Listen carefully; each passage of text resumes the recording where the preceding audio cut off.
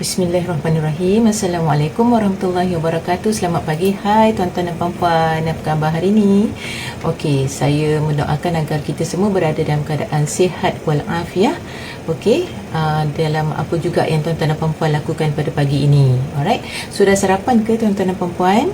Okey, so kita mengharapkan tuan-tuan dan puan-puan dah isi perutlah sikit pagi ni. Okey, sebelum memulakan apa juga tugasan tuan-tuan dan puan-puan. Alright. So hari ini saya nak kongsikan tajuk bagaimana nak pulihkan keyakinan diri. Okey, so saya pasti dalam kalangan kita ni mesti ada pengalaman hilang keyakinan diri kan, keyakinan diri kita jatuh okey oleh sebab-sebab tertentu kan. Biasanya kenapa boleh jadi keyakinan diri kita ni hilang ataupun jatuh ni tuan-tuan dan puan-puan kan. Mungkin dia banyak faktor lah, bergantung kepada pengalaman hidup seseorang individu. Mungkin juga pernah mengalami kejadian-kejadian buruk okey, ataupun situasi yang menyebabkan kita trauma dan sebagainya, yang menyebabkan kita takut, menyebabkan kita nervous dan sebagainya kan. Jadi dan banyak lagi lah, bergantung kepada individu kan. So situasi ataupun perkara-perkara tersebut boleh dengan mudahnya menyebabkan keyakinan diri kita hilang okey, ataupun berkurangan. Contohnya lah kan. Okey, so macam mana kita nak buat ni tuan-tuan dan puan-puan? So dia ada beberapa cara lah. Pertama sekali, kenali punca. Apakah punca hilangnya keyakinan diri tu? Okey, mungkin juga kehilangan keyakinan diri ini berpunca daripada kegagalan. Okey, kita buat sesuatu dalam kerja kita tapi akhirnya kita tak capai apa yang kita nak. Kita definisikan sebagai gagal. Okey, so mungkin kegagalan itulah mungkin boleh menjadi satu faktor menyebabkan hilang keyakinan diri kita. Ataupun kita menerima kritikan yang sangat hebat daripada orang sekeliling kita di pejabat. Contohnya bos bagi kita task, tak tahu apa silapnya, apa kurang atau lemahnya. Okey, kemudian bos kritik kita kau-kau punya kan. Jadi yang menyebabkan keyakinan diri kita luntur. Okey, mungkin juga kita menerima perbandingan dibeza-bezakan antara satu sama lain. Okey, contohnya kita sebagai seorang pekerja, kita selalu dibandingkan dengan staf lain dekat pejabat ataupun dengan rakan sekerja kita yang lain. Walaupun kita rasa apa yang kita buat tu dah cukup baik, tapi bos kita mungkin ada kalanya membandingkan okey hasil tugas kita dengan orang lain, walaupun kita tengok hasil kerja kita dengan dia sama je kan. So itu boleh menyebabkan keyakinan diri kita merudum tuan-tuan dan puan-puan. Jadi maknanya kita cuba carilah apa punca yang menyebabkan hilang keyakinan diri. Okey, langkah pertama adalah bila kita dah dapat tahu apakah punca yang menyebabkan keyakinan diri kita itu terganggu. Okey, pertama sekali kita perlu terima. Okey, kita perlu terima dan sedar bahawa perasaan marah, perasaan tak puas hati ataupun sedih dengan apa yang terjadi itu telah pun berlaku dan kita tak dapat nak elak pun tuan-tuan dan puan-puan. Walaupun penyebabnya bukan kita sekalipun, ataupun walaupun orang lain menyebabkan keyakinan diri kita tu turun, okey, tapi benda dah berlaku dan kita tak boleh nak elak. So kita kena sedar dan terima, sedar dan terima dulu situasi tu. Okey, sebab segala apa yang kita lalui itu kita perlu proseskan dia. Kita perlu proseskan emosi sedih kita, kecewa kita dan sebagainya tu, supaya kita dapat mencari penyelesaian dengan rasional lah. Okey, yang kedua kita perlu ubah dialog diri kita, daripada kita cakap perkara yang negatif, okey, yang lagi menzalimi diri. Contohnya macam aku memang tak bagus, aku memang jenis yang tak yakin sokmo. Contohnya kan, aku memang tak mampu. Kita kena ubah dialog diri kita kepada yang lebih positif. Contohnya macam, mungkin kali ni aku tak boleh nak hasilkan yang terbaik, tapi aku akan cuba supaya selepas ni aku akan jadi better than before. Contoh so dia tuan-tuan dan puan-puan, bila kita cuba laraskan bahasa yang lebih positif, okey, kepada diri kita sendiri, macam kita buat positive self talk, ya, okey. So ia akan sedikit membantu untuk menaikkan motivasi diri kita. Secara tak langsung keyakinan diri kita akan bertambah. Itu yang penting tu tuan-tuan dan puan-puan, ya. Kata-kata yang baik kepada diri kita ini membentuk satu mindsetting dan mengubah tingkah laku kita daripada negatif kepada positif. So sentiasa tuan-tuan dan puan-puan cakapkan benda positif pada diri kita. InsyaAllah aku boleh ni, InsyaAllah aku boleh ni. Janganlah kita lemah je bila orang kutuk kita. Aku memang macam tu pun. So macam mana kita nak pulihkan keyakinan diri kita, ya? Okey. Lepas itu, yang ketiga, kita perlu fokus kepada kekuatan diri kita. Sebab setiap orang dilahirkan tidak sempurna. Setiap orang ada kelebihan dan kelemahan, tuan-tuan dan puan-puan. Dia tidak boleh jadi, tidak mungkin akan terjadi dalam diri kita ni ada kelemahan je, tak ada kelebihan, tak ada potensi. Tidak, tuan-tuan dan puan-puan. Sebab Allah jadikan manusia ini berbeza-beza antara satu sama lain, okey, dan ada potensi yang boleh dikembangkan dalam diri kita. Jadi kita kena fokus pada kekuatan diri, ya. Mungkin dalam sesuatu kerja yang kita buat itu, kalau contohnya pun bos kita bagi kritikan pada kita dan puji rakan kerja kita yang lain contohnya, okey, jangan down, okey. Look it from the positive side. Contohnya kita tengok, okey, tak apa bos cakap aku macam tu, tapi aku boleh buat ni, kawan aku tu tak boleh buat ni. Contoh, okey. So carilah apa kelebihan ataupun kekuatan diri yang kita adalah. Okey, maknanya senaraikan kelebihan yang kita ada. Kalau kita buat SWOT analysis kan, tang strength tu, okey, cuba senaraikan apa kelebihan, apa kekuatan yang kita ada dalam diri kita ni untuk kita lakukan kerja kita tu.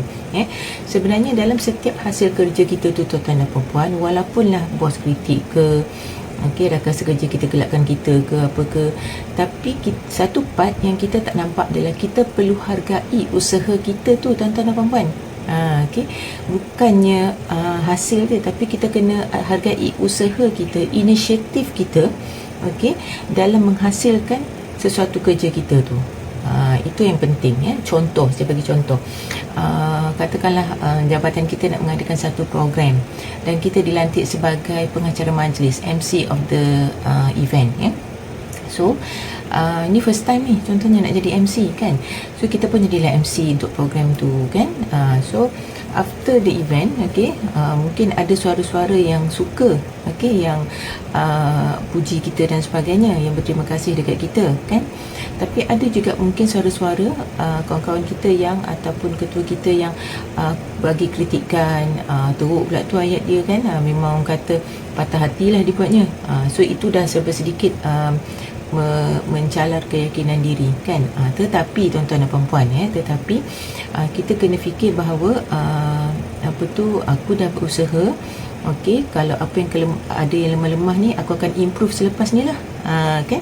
Tapi that is the first experience yang memberi pengajaran dan pengalaman yang baik kepada kita contohnya lah. Jadi di situ tuan-tuan dan puan-puan fokus pada kekuatan diri. Setidak-tidaknya dalam ramai-ramai staf dekat pejabat tu, tuan-tuan dan puan-puan, kita dipilih sebagai pengacara majlis untuk program tersebut. So dah pasti ada potensi diri yang orang lain tengok itu baik dalam diri kita dan kita laksanakan dengan bagus, dengan padu, dan ia boleh dikembangkan tuan-tuan dan puan-puan. Look at the very positive side lah, macam tu. Okey. Yang keempat, tetapkan matlamat kecil dan realistik. Okey, contohnya macam kejayaan kecil yang konsisten bantu bina semula rasa percaya diri. Okey, yang contoh jadi MC tadi kan, walaupun ada orang yang kutuk, tapi mungkin ada orang yang suka, okey, ada orang yang puji dan berterima kasih dekat kita. Itu satu kejayaan untuk kita. Kalaupun tak ada orang puji sekalipun, tapi the fact that kita ke depan dan orang kata bersedia menjadi pengacara majlis tu pun adalah satu kejayaan, okey, dan satu langkah baharu yang orang kata melawan kita punya rasa takut, okey, rasa mungkin awalnya kurang yakin dan menjadi yakin, okey, yakin untuk stage fright, okey, berdepan dengan ketakutan cakap depan contohnya kan. Okey, itu adalah satu langkah kecil yang telah mencipta satu kemajuan dalam diri tuan-tuan dan puan, which is good, very good, ya. So yang kelima, jagalah kesihatan mental dan emosi kita tuan-tuan dan puan-puan. Itu sangat penting. Okey, kadang-kadang bila orang terlalu kutuk kita ke tak puas hati dengan kita yang mengganggu keyakinan diri kita ni, kita rasa sesak nafas, emosi kita terganggu, fikiran kita terganggu. So just give a break to ourselves. Okay, just take 5 ke kan. Okay, bertenang. Kalau rasa macam stres sangat dengan apa yang orang kata dekat kita, just pergilah rehat, bercuti ke dan sebagainya kan. Just duduk dekat rumah bercuti tu kan, spend time, me time contohnya, muhasabah balik kan. Fikirkan, okey, apa teruk sangat orang kutuk aku ni, apa teruk sangat orang kata aku ni, aku biasa-biasa je, aku buat kerja je, kan. So mungkin memang ada kelemahan dekat kita yang kita perlu terima pandangan orang lain terhadap kita dan improve lah, gitu kan. Improve lah.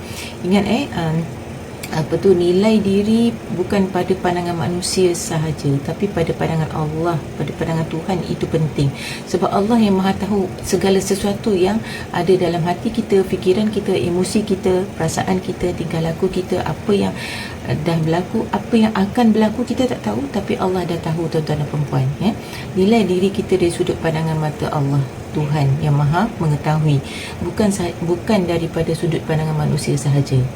Sudut pandangan manusia tu mungkin ada di kalangan mereka yang memberi pandangan ataupun kritikan kepada kita secara ikhlas ataupun mungkin tak ikhlas. Mungkin ada rasa dengki, mungkin ada rasa-rasa memang nak membantu kita dan sebagainya untuk kebaikan. Wallahu a'lam. Itu kita tak tahu kan. Hanya Allah yang tahulah. Okey, dan seterusnya yang terakhir sekali tuan-tuan dan puan-puan, dalam keadaan kita orang kata emosional terganggu dan sebagainya dengan perkara-perkara ni semua, dapatkanlah sokongan, moral support. Okey, moral support ni banyak tuan-tuan dan puan-puan. Kita boleh dapatkan moral support daripada orang yang kita percaya, sama ada dari kalangan kawan-kawan kita ataupun ahli keluarga. Tapi kalau mereka ni semua tak dapat nak membantu untuk memulihkan keyakinan diri tuan-tuan dan puan-puan ataupun gangguan emosi dan fikiran tuan-tuan dan puan-puan, okey, carilah pakar. Okey, carilah kaunselor, carilah orang psikologi, okey, untuk membantu meleraikan kekusutan tuan-tuan dan puan-puan dan membantu tuan-tuan dan puan-puan untuk celik akal, okey, mendapatkan perspektif yang lebih luas tentang masalah yang dihadapi ini tuan-tuan dan puan-puan. Okey, so dapat sesuatu daripada perkongsian saya hari ini. Alright, so tuan-tuan dan puan-puan, saya mengharapkan agar anda semua sedar bahawa memiliki keyakinan diri itu penting, okey, tapi kita kena akui juga bahawa dalam kita nak mendapatkan keyakinan diri kan, banyak cabarannya. Okey, banyak cabarannya tuan-tuan dan puan-puan. Okey, so akhir sekali saya nak kata remind lah diri saya sendiri dan kita semua. Okey, dalam surah Ali Imran ayat 139 Allah dah mengingatkan kita bahawa janganlah kamu merasa lemah dan janganlah bersedih hati, sesungguhnya kamulah orang yang paling tinggi darjatnya jika kamu beriman tuan-tuan dan puan-puan. So maknanya nilai diri kita adalah especially kita seorang mukmin ini bukanlah pada pandangan manusia tapi pada pandangan mata Allah Subhanahu wa taala. Okey, so saya dah mengharapkan tuan-tuan dan puan-puan dapat manfaat daripada perkongsian saya hari ini berkaitan tajuk keyakinan diri ini. Semoga kita sentiasa dalam rahmat dan keberkatan Allah Subhanahu wa taala. Jaga diri baik-baik. Jumpa lagi dalam tajuk yang lebih menarik esok insya-Allah. Assalamualaikum warahmatullahi wabarakatuh.